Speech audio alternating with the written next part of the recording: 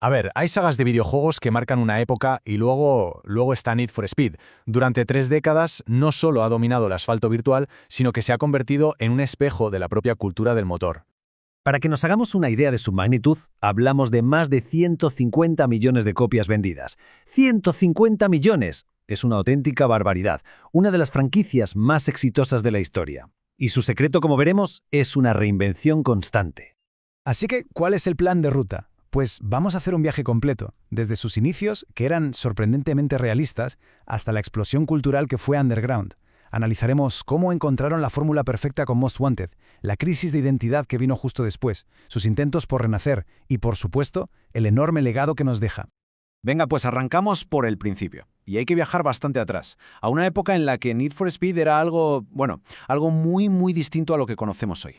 Mirad, en 1994, el primer Need for Speed era casi un simulador.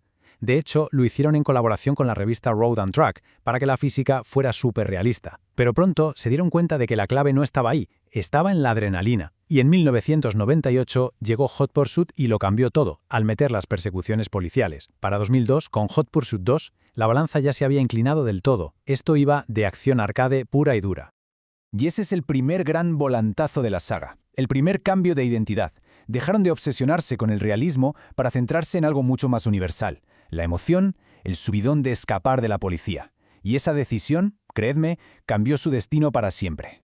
Y si Hot Pursuit le dio a la saga su ADN, lo que vino a principios de los 2000, la era underground, la convirtió en un auténtico fenómeno de masas. Pensemos en el momento. The Fast and the Furious revienta los cines, y de repente todo el mundo está flipando con el tuning, los neones, los alerones, y Need for Speed, muy inteligentemente, se tiró de cabeza a esa piscina. Dejó de ser un juego solo de conducir para ser un juego de pertenecer a una cultura. La personalización de los coches era una locura. Las carreras nocturnas, esas bandas sonoras, estabas creando tu propia identidad sobre ruedas.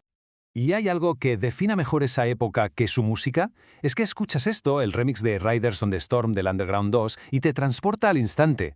No era música de fondo, no, era el alma del juego. Capturaba a la perfección ese rollo de noche, de carreras clandestinas, de pura rebeldía.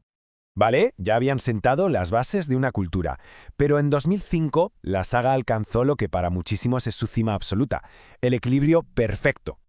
Lo que hizo Most Wanted fue sencillamente una genialidad. Fue como meter en una coctelera los dos ingredientes que mejor les habían funcionado. Por un lado, toda la cultura del tuning y la personalización de Underground, y por otro, la tensión y la adrenalina de las persecuciones policiales de Hot Pursuit. El resultado, pues eso, la fórmula definitiva de Need for Speed.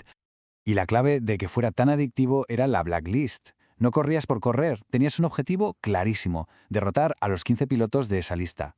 Cada carrera, cada persecución te acercaba un poco más al siguiente, y cuando lo vencías, te quedabas con su coche. Era un bucle de juego que te atrapaba y no te soltaba. Pero, ¿qué pasa cuando llegas a la cima? Que a veces el único camino es hacia abajo. Después de la era dorada de Most Wanted y Carbon, la saga empezó a perder un poco el norte. Es que, después de encontrar la fórmula del éxito, en lugar de refinarla, empezaron a experimentar, a probar de todo. Y la saga se fragmentó, tocando un montón de varos distintos, lo que acabó por confundir y alejar a parte de la gente que la seguía desde el principio. La identidad se dividió por completo. De repente teníamos Pro Street, que iba de carreras legales en circuitos, luego Shift, que volvía a la simulación más pura, e incluso Undercover con una trama casi de película.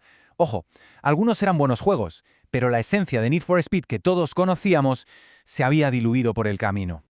En Electronic Arts, lógicamente, se dieron cuenta de esta crisis y tomaron una decisión bastante sensata. Si no sabes hacia dónde vas, mira de dónde vienes. Y así empezó la era de los reboots, de mirar al pasado para inspirarse. El ejemplo más claro es el Most Wanted de 2012. Se llamaba igual, pero era un juego completamente diferente. Criterion se olvidó de la blacklist y del tuning profundo. Ahora era un mundo abierto donde encontrabas los coches y te ponías a competir. Era un intento de capturar el espíritu, sí, pero con una fórmula totalmente nueva. La marca se hizo tan grande que hasta dio el salto al cine en 2014.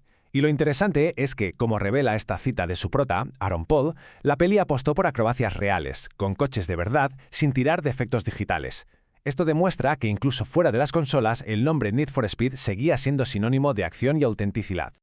Y con todo esto llegamos al presente, después de un viaje de 3 décadas lleno de acelerones, de éxitos brutales y, por qué no decirlo, de algún que otro trompo por el camino.